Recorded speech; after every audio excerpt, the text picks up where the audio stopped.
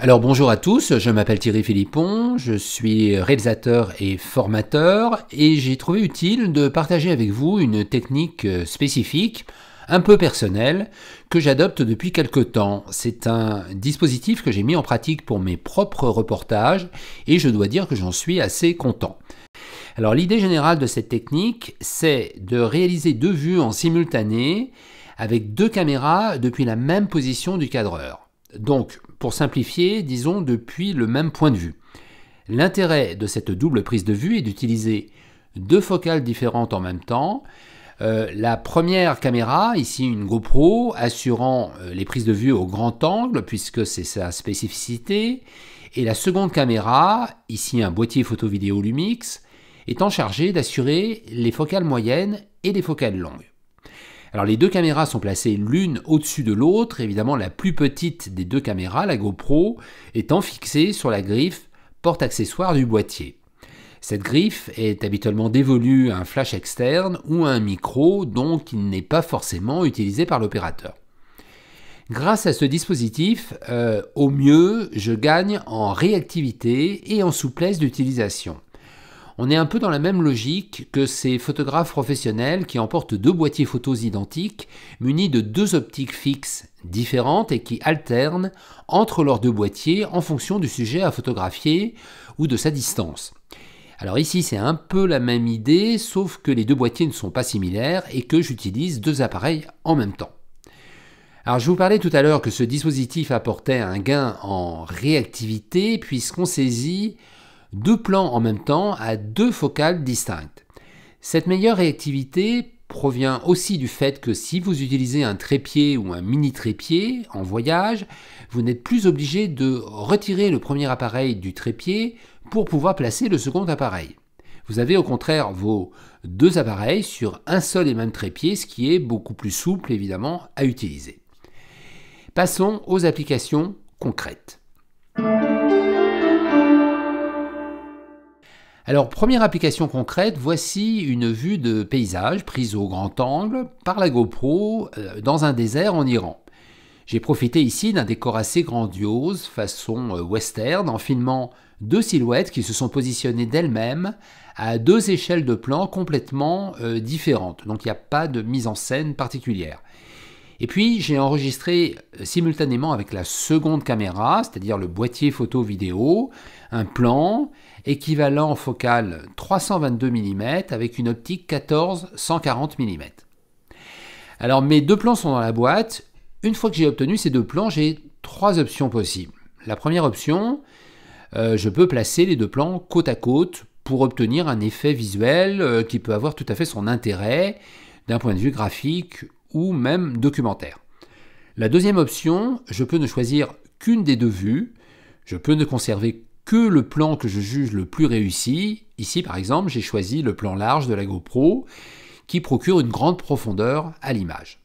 Enfin, troisième option, je peux alterner les deux plans en cut ou les relier par un fondu enchaîné. J'ai souvent d'ailleurs adopté cette méthode de l'alternance, comme avec cet autre exemple où je commence avec un plan de détail sur ces deux jeunes touristes qui se photographient devant un site géologique très surprenant.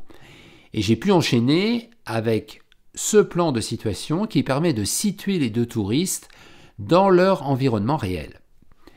Alors vous pourriez me rétorquer qu'on peut peut-être faire les deux vues successivement avec un seul appareil et des optiques adaptées et que finalement on n'a pas besoin forcément de deux appareils. Alors sauf qu'en pratique c'est quasiment impossible avec des sujets mobiles. Si j'avais fait deux vues successives d'environ 10 secondes chacune, les deux touristes ne m'auraient certainement pas attendu et auraient quitté leur position respective. J'aurais donc loupé cet effet de continuité dans la position. La morale de l'histoire, c'est qu'en situation de reportage, parfois ça va très vite et on n'a guère le temps de réaliser deux prises consécutives. Voici un troisième exemple un peu différent. À gauche, avec la GoPro, j'ai pu obtenir une vue générale d'un salon de thé en Iran, ce qui m'a permis de mettre en valeur le décor et de cadrer les musiciens ici à gauche du cadre. Et d'autre part à droite, j'ai pu enregistrer dans le même temps un plan resserré de deux clientes de ce salon de thé. Grâce à ce caractère simultané de l'enregistrement, j'ai pu obtenir ces deux plans depuis le même point de vue sans perdre de temps et en conservant un parfait synchronisme de la bande son. Voici l'enchaînement de plans que j'ai pu ainsi réaliser.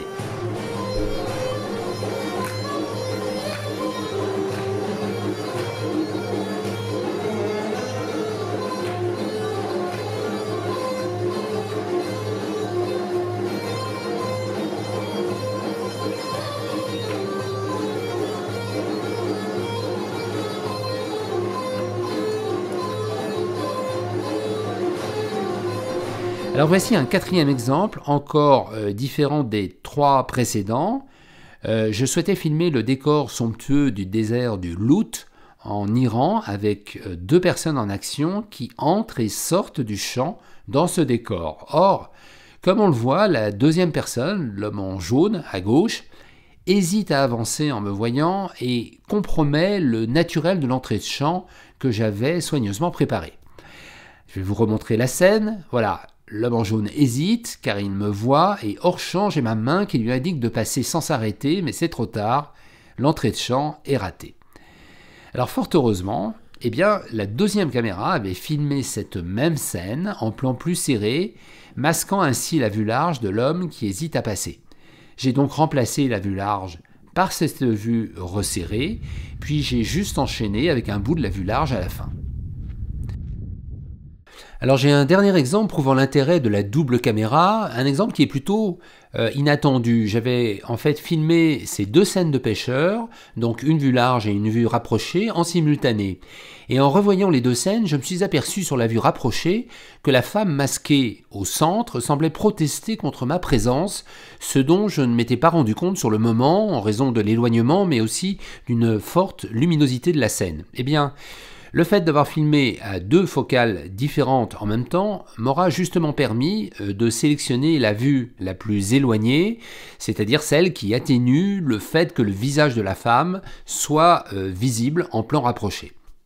Voilà, passons aux aspects techniques.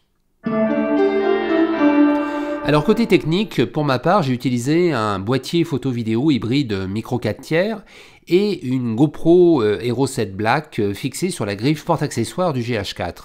Alors bien sûr, ça fonctionne aussi avec tout autre boîtier photo et une autre action cam, GoPro ou pas. Alors on fixe la caméra d'action au moyen de deux adaptateurs, l'un classique qui est un adaptateur universel pour GoPro avec pas de vis 1/4 qui se fixe donc sur la GoPro, et le second qui est un adaptateur pour sabot de flash avec vis 1/4. Alors l'ensemble reste assez léger puisque la GoPro et le système de fixation ne pèsent au total que 170 grammes. C'est un surpoids tout à fait raisonnable par rapport au boîtier photo que j'ai utilisé qui lui pèse plus de 820 grammes avec une optique 14-140 mm. Alors bien sûr, la griffe porte-accessoire est monopolisée en permanence, il est donc exclu de fixer un micro additionnel ou une torche sur celle-ci.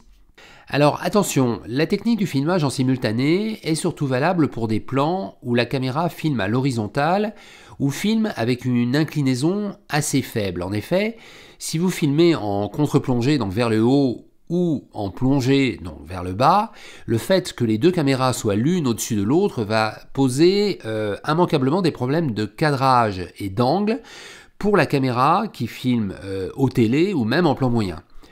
Le second inconvénient, on le devine aussi, est qu'il faut allumer, éteindre, régler deux caméras à la fois au lieu d'une seule. Alors, l'attention de l'opérateur est un peu redoublée. Toutefois, l'avantage des Action Cam GoPro est leur reconnaissance vocale, ce qui permet de déclencher et d'arrêter l'enregistrement sans la toucher, voire de l'éteindre avec la voix. La Hero 7 peut même s'allumer toute seule avec la voix. Le deuxième avantage d'une Action Cam, c'est son hyperfocale, c'est-à-dire que tout est net, autrement dit, vous n'avez pas besoin de faire de mise au point. Alors par ailleurs, veillez au fait que les rushs sont en double. En cas d'enregistrement en 4K, le double enregistrement génère évidemment un poids de rush bien plus important, il convient donc d'en tenir compte. Un conseil pour finir, étant donné que vous allez utiliser deux appareils qui sont radicalement différents En termes de colorimétrie et en termes de contraste, vous aurez éventuellement besoin d'étalonner en post-production ou alors de recourir à un procédé semi-automatique de correspondance de couleurs qui est moins compliqué à réaliser qu'un étalonnage. Voilou, essayez donc le dispositif de la double caméra et donnez-moi des nouvelles.